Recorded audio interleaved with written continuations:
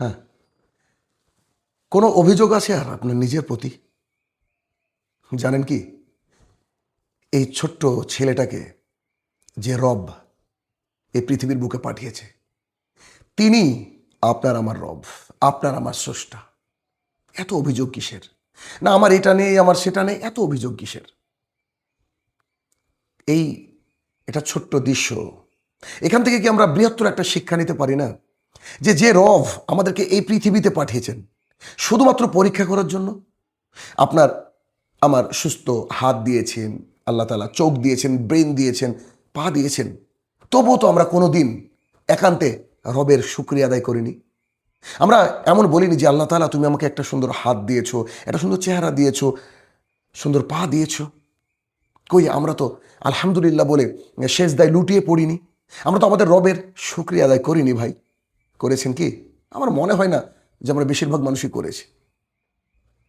আজকের এই ছোট্ট ছেলেটা যাকে পা দিয়ে খাবার খেতে হচ্ছে, তবু তার মুখে হাসি।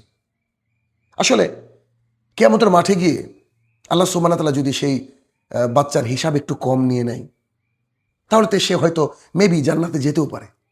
কিন্তু ওই যে অঙ্গগুলো তার নেই, সে অঙ্গগুলো আমাদের রয়েছে। এই অঙ্গগুলার এক একটা অঙ্গের যদি আল্লাহ তাআলা হিসাব আমাদের কাছ থেকে নেয়, পারবো দিতে আমরা?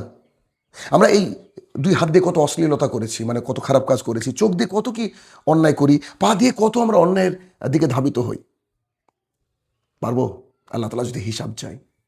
সেদিন তো আমরা আফসোস করে বলবো, হায় আফসোস, আমি যদি এই এই এই এই ছেলেটার মতো হতাম, এই বাচ্চাটার মতো হতো, কিংবা ওই ব্যক্তির মতো হতাম যার দুটো চোখ আল্লাহ তাআলা দেয়নি। সেদিন তো আফসোস করবো, তাই না? আসল না, সময় থাকতে আমরা শুধরে যাই, আমরা সেই রবের শুকরিয়া আদায় করি। ওই ছেলেটার চেয়ে আমাদেরকে আল্লাহ কত ভালো রেখেছে। আলহামদুলিল্লাহ, আলহামদুলিল্লাহ। আমি কি করে শুকরিয়া আদায় করবো আমরা সেই মহান রবের, বলুন তো? আমি তো ভাষা পাই না। আপনার জানা আছে কি?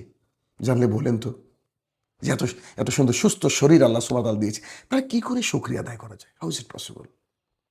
সুবহানাল্লাহ বিহামদি। আলহামদুলিল্লাহ। আল্লাহ তাআলা সবাইকে সুস্থ এবং ভালো রাখুক, আমিন।